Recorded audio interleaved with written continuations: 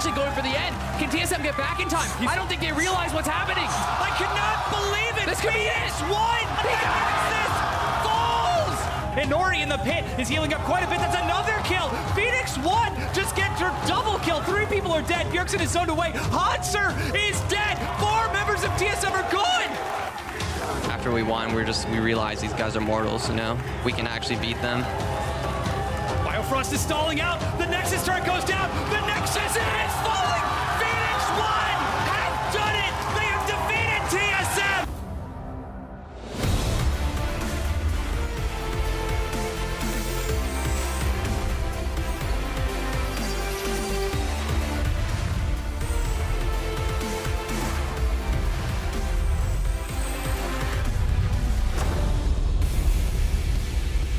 Welcome to Week 3, Day 3 of the North American League Championship Series. We're coming to you live for what is to be the most watched competitive event of the day. Am I right? No, probably going to be the Puppy Bowl. Oh, please. All right, well, here we have Dignitas arriving to the studio a little bit earlier today. Phoenix 1 themselves preparing for their battle against TSM. It's going to be a big one, the upset in 2016. There's Bjergsen and the rest of the crew making their way into the arena as well. Hello, everyone. I'm James Dash Patterson, back by popular demand, or really just to make Mark more comfortable. I was freaking out yesterday. I was like, every time I looked to my right, I was like, right, Dash, and I was like, wait a minute. Yeah, no, I was at home watching. You guys did fabulously. I got to thank all the guys for stepping up in my stead as I'm gone. But joined on the desk today by Mark Zimmerman and Sam Kobe Hartman-Kensler. Kobe, how you doing today? A-team, let's go. Boom. A-team. A-team. I like it. All right, well, let's get into the business. Fun fact. Before we get into today's business, actually, yesterday's finale between Echo Fox and Liquid marked the 1,000th game of regular season NALCS. So thanks to the audience at home for being a part of the journey. And here's to many, many, many, many, many,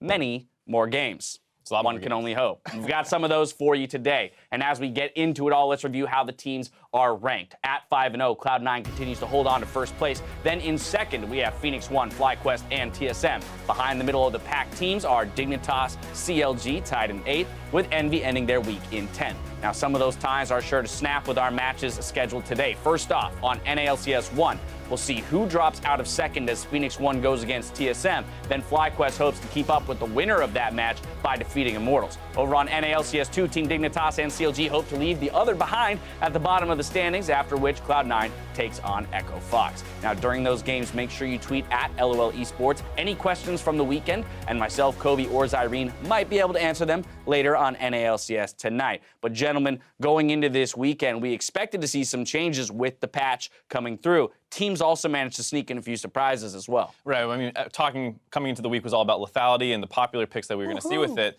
But there's also been a couple surprise picks that work out really well with it, most coming from FlyQuest with the Zed, the Misfortune, and then we've also seen something like the Graves being able to get a burst to your build, and it's going to be something to keep an eye on because the lethality buffs do affect more than just what we were expecting with the Varus and the Jhin and stuff like that. So there's a lot more assassins that are AD picks. Also, Jace is another one. We can see a lot more stuff keep popping up. Yeah, and with the importance of lethality now, also rising in importance is a flat armor, right, and tanks. So we'll see where that does come from because a lot of teams have been trending towards these poke comps, and that gave rise to some new junglers, right? I really like Ivern, finally made its way over. Europe's been the sole region pretty much using that, but nowadays we got it as well. Really does complement poke comps very well because of the extra snare that you can send out to make it much easier to land that poke, as well as Nidalee has also made a good showing. Her heal buff in the recent patch helped out a lot. Plus, as usual, she can throw the spears. Here's some looks at how you can also use Ivern, though. The extra utility here, basically another support and half tank. You get Daisy, almost another free champion for team fights for your poke comp that doesn't want anyone to soak up the hits. Got Daisy out there.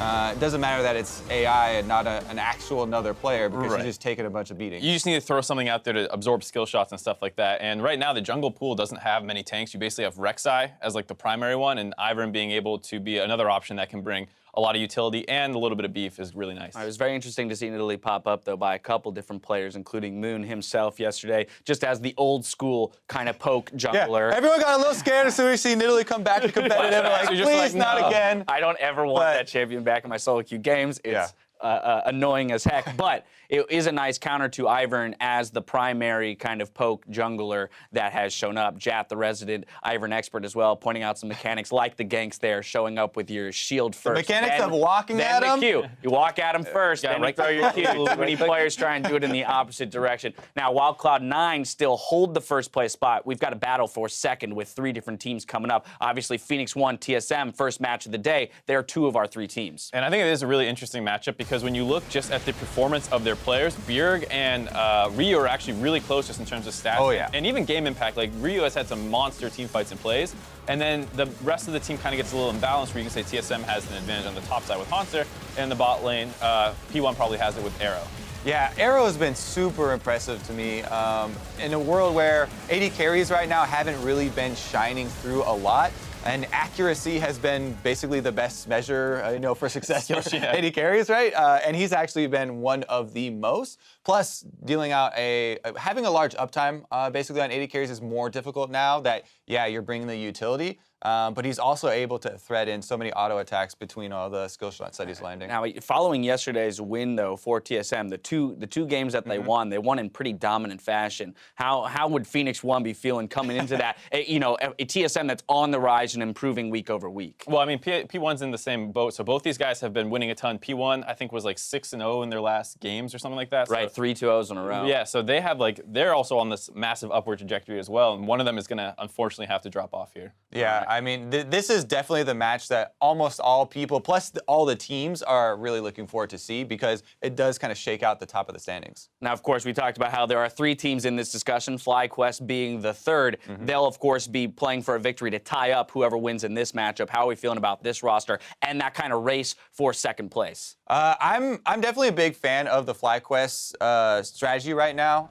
and people are kind of just laughing about it right now, and they're like, haha, it's so funny to see High and Lemon, winning again. They're back in the LCS. That's comical. Yet, it's so much about their flexibility in pick ban and the fact that they have one of the best, if not the best all-time in-game leader that North America has ever provided to the scene in High. And you can see it in their playstyle, right? They're so decisive with all these roams that they're going for. They head into the game with a well-planned-out strategy, due to Lemon as well as the coaching staff, and then they execute it really well because of High's, in-game direction. And I think it's interesting to contrast that from the way that P1 and TSM kind of play, where they are struggling a little bit more in the mid-late game, where FlyQuest is really strong there, and they have more basic drafts, whereas FlyQuest is doing all this crazy stuff on red side, leaving OPs up and drafting not based off priority. So the way the teams all at the top play is actually very different. Some important matchups here to close out week 3. The teams are about ready to go, so it's time to send it over to the casters to get us in the game.